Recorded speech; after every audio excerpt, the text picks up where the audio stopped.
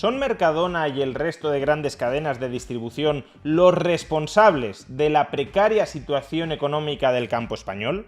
Una queja bastante extendida dentro de las protestas de agricultores y de ganaderos es que su situación de precariedad económica se debe a los intermediarios. Serían aquellas empresas especializadas en poner en contacto a productores y consumidores las que se estarían llevando la mayor parte del pastel, comprando muy barato a los agricultores y ganaderos y vendiendo muy caro a los consumidores. De ahí que una de las principales reivindicaciones de estas protestas sean precios justos para el campo, es decir, que los intermediarios paguen mucho más en origen sin cobrar mucho más en destino. Por ejemplo, desde COAG, la Coordinadora de Organizaciones de Agricultores y Ganaderos, nos presentan la siguiente tabla con las diferencias de precios entre origen y destino. Producto, aceituna de mesa, precio en origen 1,70 euros el kilo, precio destino 6,16 euros el kilo, diferencia porcentual 262%. Ajo, precio en origen 1,18 euros el kilo, precio en destino 5,56 euros el kilo, diferencia porcentual 456%. Patata, precio en origen 0,32 euros el kilo, precio en destino 1,83 euros el kilo, diferencia porcentual 472%. Limón, precio en origen 20 céntimos el kilo, precio en destino 1,96 euros el kilo, diferencia porcentual 880%. O plátano, precio en origen 27 céntimos el kilo, precio en destino 2,25 euros el kilo, diferencia porcentual 733%. Y claro, si uno ve diferencias tan abultadas entre el precio que cobran los agricultores y el precio que pagan los consumidores, puede tender a pensar que quienes están forrando son los que se ubican entre medias, es decir, los intermediarios. Esos intermediarios estarían llevando toda la diferencia de precio entre origen y destino, por tanto, arruinando a los productores, que cobran muy poco, y también arruinando a los consumidores, que pagan mucho. Si consiguiéramos meter en vereda a los intermediarios, los productores, los agricultores podrían cobrar mucho más, y los consumidores al mismo tiempo podrían pagar mucho menos, todo a costa, supuestamente, de los gigantescos beneficios de los intermediarios.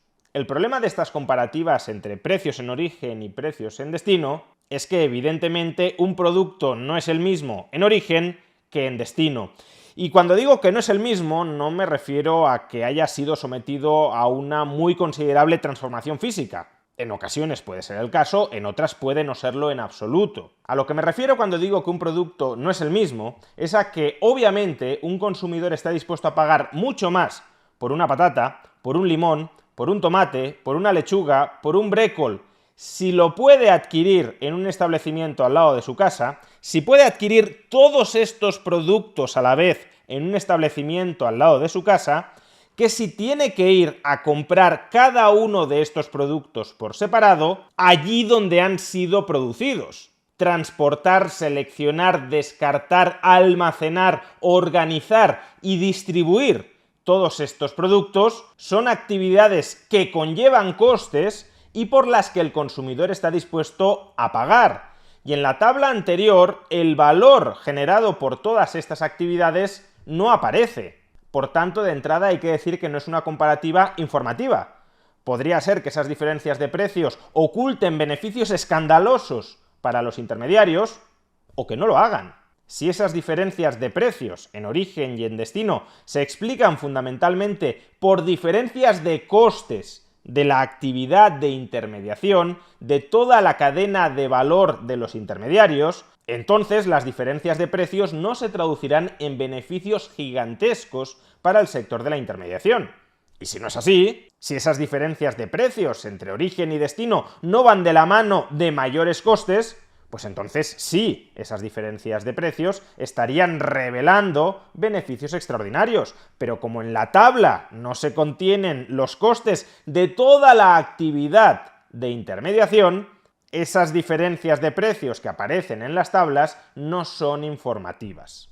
Y a veces no somos conscientes de toda la cadena de valor que está implicada desde el momento en el que se produce y se vende en origen un determinado producto, como un limón, y el momento en el que el consumidor puede comprarlo en el supermercado.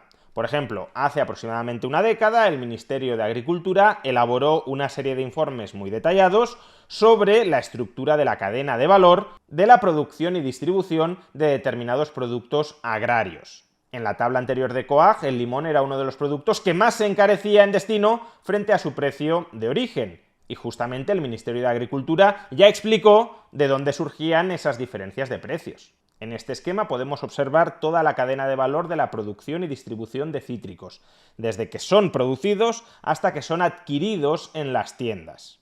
Se trata de la cadena de valor más desagregada posible. ¿Esto qué significa? Que no siempre todos los agentes que vamos a describir a continuación participan como agentes independientes en este proceso. Puede haber algún agente que desarrolle por sí solo 2 o 3 etapas de este proceso, pero en cualquier caso todos los costes que vamos a describir a continuación dentro de esta cadena de valor son costes que va a tener que asumir alguien, ya sea cada agente económico independiente en cada una de estas etapas o ya sea un agente económico que cubra varias de estas etapas. Pues bien, primera etapa, la producción. La producción de cítricos. Aquí ya tenemos varios costes que terminan configurando el precio en origen, el precio que aparece en la tabla anterior de Coag. ¿Cuáles son esos costes? Pues la mano de obra asalariada, la maquinaria, el agua, los agroquímicos, los gastos generales, el coste de oportunidad y el beneficio del agricultor. Una vez producidos, los cítricos se tienen que transportar a un mayorista en destino. Y esto se puede hacer en una etapa o en 2 etapas. La primera etapa podría ser el transporte a la central hortofrutícola, en cuyo caso habrá que cubrir el coste de recolección y el coste de transporte a la central, o si no, los cítricos podrán ir a parar directamente al mayorista en origen. Y nuevamente el mayorista en origen tiene costes que cubrir. ¿Cuáles son esos costes? Destrío y mermas, es decir, la pérdida, el deterioro de parte de los cítricos desde que se han recolectado hasta que llegan al mayorista en origen, los materiales, la mano de obra, los gastos generales, los gastos comerciales, el propio transporte hasta el mayorista y el beneficio del mayorista. Desde el mayorista en origen, a su vez, la fruta tiene que llegar al mayorista en destino. Los mercados de abastos de cada región, por ejemplo, Mercamadrid. Y de nuevo, estos mercados de abastos tienen sus propios costes. Gastos generales, nuevas mermas que se hayan producido con el transporte y con el paso del tiempo, y su propio beneficio. Y por último, desde el mayorista en destino, tiene que llegar la mercancía hasta las tiendas donde los consumidores terminan comprando estos productos. Y a su vez, estas tiendas, estos supermercados, también tienen sus propios costes que cubrir. El transporte hasta el punto de venta, las mermas adicionales que se hayan ido produciendo, los gastos generales, la mano de obra del local y su propio margen de beneficios. Y a su vez tengamos en cuenta que muchos de estos costes que he ido mencionando están gravados con impuestos. Por ejemplo, el impuesto de hidrocarburos a los transportistas o, por ejemplo, el impuesto especial